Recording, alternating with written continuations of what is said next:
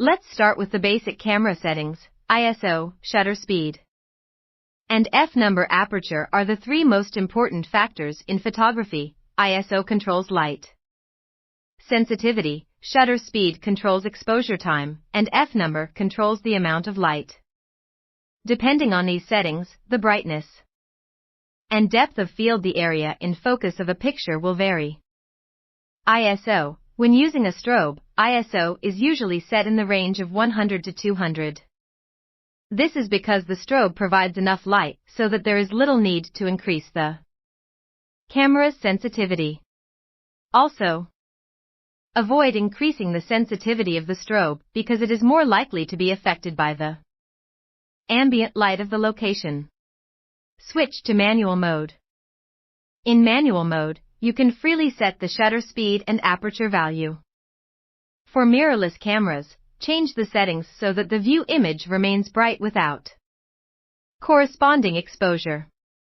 Shutter speed. To synchronize the strobe with the camera, the shutter speed is generally set to 160 seconds, or 125 seconds. This is called the flash sync speed.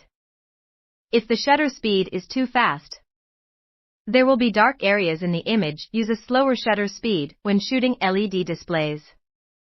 In this case, it is necessary to adjust the shutter speed so that it is less affected by ambient light. F-value aperture. F-value controls depth of field and brightness. The lower the f-number f1.8, the stronger the blur between the subject and the background. And the higher the f-number f16, the clearer the entire image.